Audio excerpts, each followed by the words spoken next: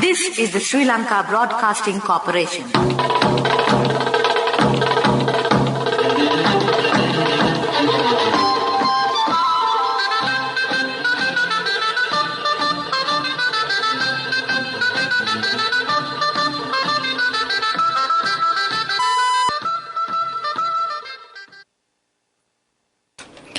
(6:15 p.m.) This is the Sri Lanka Broadcasting Corporation. The news edited by Dulmin Samarasinghe, assisted by Chatura, and read by Geethanjali Ramanayaka. The adjournment debate on the policy statement of the government take place for the second day today.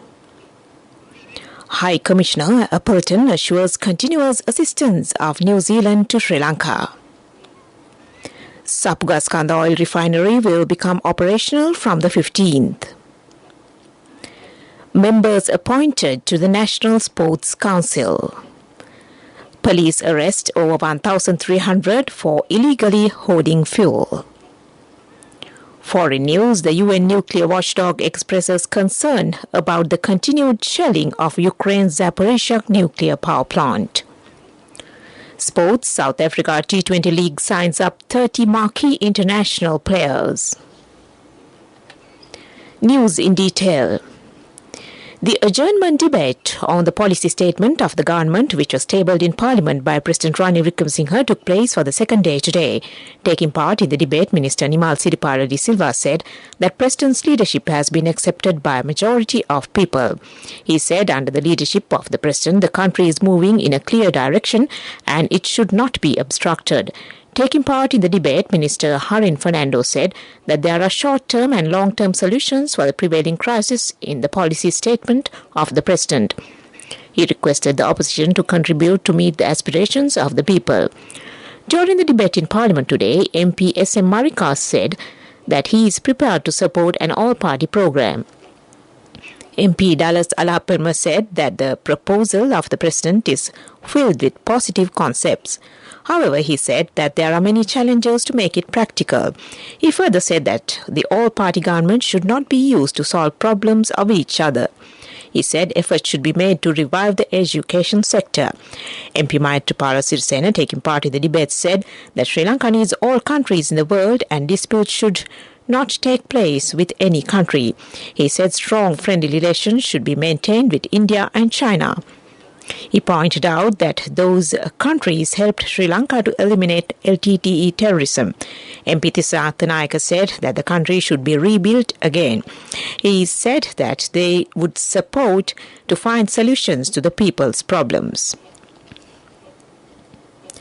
The High Commissioner of New Zealand, Michael Appleton, called on the Minister of Foreign Affairs, Ali Sabri, at the Minister of Foreign Affairs yesterday. The Foreign Minister referred to decades of cordial relations and thanked New Zealand for the continued support and assistance extended during challenging times. The High Commissioner was briefed on the economic downturn that Sri Lanka is encountering at present and the progress made so far on the ongoing measures taken by the government to stabilize the situation. High Commissioner Appleton assured the continuous assistance of the Government of New Zealand to Sri Lanka. Members have been appointed to the National Sports Council. Former Sri Lanka cricket captain Arjuna Rantunga has been appointed as the chairman of the council. The council also includes commanders of the three armed forces. Sujani Bogolagama is the secretary to the council. Minister Roshan Ransinghe handed over the letters of appointment to the members today at the Sports Development Department in Colombo. The minister said all activities of sports clubs and federations will be monitored by the Sports Ministry in the future. This news broadcast comes to you from the Sri Lanka Broadcasting Corporation.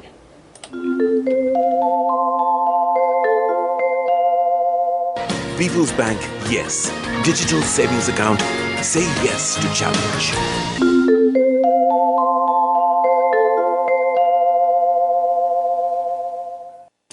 The Sri Lanka police say that 10 suspects have been arrested with 2,014 litres of petrol, 238 litres of diesel and 20 litres of kerosene during island-wide police raids carried out yesterday. Police said 10 separate raids were conducted yesterday in connection with the illegal hoarding, storing and sale of fuel. Accordingly, so far, police have arrested 1,321 suspects following 1,387 raids carried out across the island. Police have seized 44,777 litres of petrol, 155,502 litres of diesel and 20,208 litres of kerosene following the raids. Steps have been taken to establish a resource centre with information on employment and migration to New Zealand. High Commissioner to New Zealand in Sri Lanka, Michael Edward Appleton, has mentioned this during a meeting with Minister Manushananya Kara. The minister pointed out that there are a considerable number of people applying for student and tourist visas. The resource centre will provide information to the workers and those who wish to migrate to New Zealand. Members have been appointed to the Parliamentary Business Committee and Public Finance Committee, and Speaker Mahinda Apabewardena announced a list of parliamentarians in Parliament today. The appointments have been made according to the provisions of the Standing Orders of Parliament, and the proposal seconded it in Parliament today. 4 writ petitions filed by Galle-Face protesters before Court of Appeal seeking an order preventing the authorities from removing the protest site at Galle-Face Green were today withdrawn by themselves. President's Counsel Saleh Perez, with M.A. Sumandiran appearing on behalf of the petitioners, informed that they are not expecting to proceed with these applications since the protesters have decided to vacate the Galle-Face protest site today. They sought court's permission to withdraw the petitions, reserving their clients' legal rights. The Court of Appeal granted permission to withdraw the petitions and decided to dismiss the petitions accordingly. The Supreme Court extended the travel ban today imposed on former Prime Minister Mahinda Rajapaksa and former Finance Minister Basil Rajapaksa until September 5th, as they are named as respondents in a case filed over the country's economic crisis. A motion was filed on July 13th seeking an order prohibiting former Prime Minister Mahinda Rajapaksa, former Minister Basil Rajapaksa, former Central Bank Governor Ajit Nimad Cabral, and several others from leaving the country. The fundamental rights petitions filed against the state of emergency imposed by the President, according to the Public Security Ordinance, have been fixed for consideration on August 12th by the Supreme Court. The FR petitions were called before Supreme Court Justices Yasantha Kodagoda and Arjuna Abesekara today. During the court proceedings, Senior State Counsel Rajiv Gunatilaka, appearing on behalf of the respondents, expressed his intentions to file objections. The attorneys representing the petitioners requested the court to fix a closer date to consider the petitions as they were filed on an urgent matter. Accordingly, the judge bench decided to call the FR petitions for consideration on August 12th. And that ends local news for now.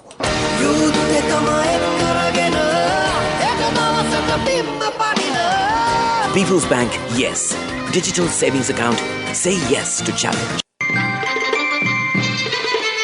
The main news story is brought to you by Siddhalepa Vedamahatmya. Power and Energy Minister Kanchana Wijesekara said today that Sapugaskanda oil refinery would resume operations from the 15th of August after the crude oil shipment sailed in on August 13th. He told Parliament that the first crude oil shipment was due on the 13th of August and the second on the 29th of August. The minister said supply of kerosene to fisheries industry would begin and continue from the 15th of August. The main news story was brought to you by Siddhalepa Vedamahatmya.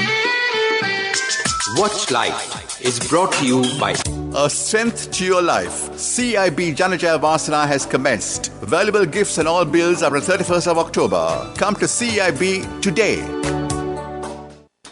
Opportunities have been opened for Sri Lankan youth for employment in Japan for the next 5 years under a special skills employment program. Japan has signed agreements with 7 countries, including Sri Lanka, to provide 345,000 jobs for youth in those countries. Competency in Japanese language is an essential qualification for the purpose and should be qualified precisely from the examinations conducted in several stages. A Strength to Your Life. CIB Janajaya Vasana has commenced. Valuable gifts and all bills are on 31st of October. Come to CIB today. Moving on to a bulletin of world news, and in the headlines, the UN nuclear watchdog expresses concern about the continued shelling of Ukraine's Zaporizhzhia nuclear power plant. Japanese Prime Minister Kishida reshuffles cabinet. Beluga whale dies during rescue mission. World news in detail. The UN's nuclear watchdog has expressed concern about the continued shelling of Ukraine's Zaporizhzhia nuclear power plant, saying all military action there must stop. Russian forces have seized control of the nuclear plant, which is one of the largest in Europe. The Director General of the International Atomic Agency, Rafael Grossi, says Ukraine has informed the agency about the damage caused by a second consecutive day of shelling of the plant on Saturday. Japanese Prime Minister Kishida Fumio has officially announced the lineup of his new cabinet. He hopes the shake-up will help him address challenges at home, including COVID-19 and soaring prices, as well as tensions in places like Ukraine and Taiwan. Foreign Minister Hayashi Yoshimasa, Finance Minister Suzuki Shunichi and 3 others will remain in their posts. The lineup also includes 5 former ministers. The remaining 9 are first-timers. A beluga whale that became stranded in France's Seine River has died during a last-ditch attempt to save the animal. The announcement was made by officials in the northwestern France, where a 4-meter mammal had been transported in a refrigerated truck after being lifted from the water. Rescuers had planned to release the 800-kilogram whale in the sea. The beluga had been trapped more than 100 kilometers inland, and its health deteriorated after failing to eat. Back to the headlines of the world news. The UN's nuclear watchdog expresses concern about the continued shelling of Ukraine's Zaporizhzhia nuclear power plant. Japanese Prime Minister Kishida reshuffles cabinet. Beluga whale dies during rescue mission. And that was world news. On to development news. Minister of Transport, Highways and Mass Media and Cabinet spokesman Dr. Bandula Gunawardena said government is renegotiating with the Asian Development Bank to obtain $400 million for road development and also settle long overdue amounts due to local contractors. He said government is hoping to use part of this to repay some of the road contractors which were long overdue, and hopes to restart some of the stalled road and bridge development projects that are currently on hold. That was development news. Coming up next, sports news. Sports news is brought to you by Sampath Bank. We present your future. Cricket news. South Africa's new T20 league has said it has already signed over 30 marquee international players for its inaugural season beginning in January next year. The league, which is expected to offer player salaries up to $300,000, is in direct competition for players with the International League T20 UAE's new T20 league, which is also scheduled to begin in January next year. The International League T20 released a list of cricket players which included names like Andre Russell, Moeen Ali, Wanindu Hasaranga, Alex Hales, Shimron Hetmer, Chris Jordan and Mujibur Rahman. On to Olympic news. Paris Olympic organizers say they will learn from Birmingham's approach to hosting the Commonwealth Games as they attempt to dramatically reduce the event's environmental impact. Birmingham 2022 was praised for setting a high standard and going further than previous major events. Paris 2024 wants its emissions to be 50% lower than the 2012 and 2016 Games. And that was sports news. Cash through NSP globally and win wonderful gifts locally. From October 1st, 2021 to December 31st, 2022. Remit a minimum of $100 or an equivalent amount in any foreign currency 3 times through NSB U Trust.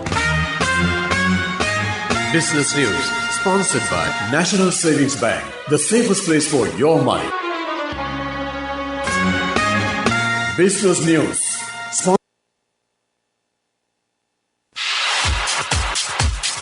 Economic news, courtesy of Saving money isn't easy when you have responsibility. That's why we promise to give you the best returns and guarantee on your investment. LOLC Finance Fixed Deposits. Maximize your savings. LOLC Finance PLC, incorporated on the 13th of December 2001, is rated SLA stable by ICRA Lanka Limited and is licensed by the Monetary Board of the Central Bank of Sri Lanka under the Finance Business Act number 42 of 2011. In economic news, Colombo Stock Exchange showed growth today as the all-share price index gains 206.17 points to close at 8,706.17 points. The S&P SL20 index also moved up 158.86 points to close at 2,962.74 points at the end of trading today. Today's market turnover was 4.50 billion rupees.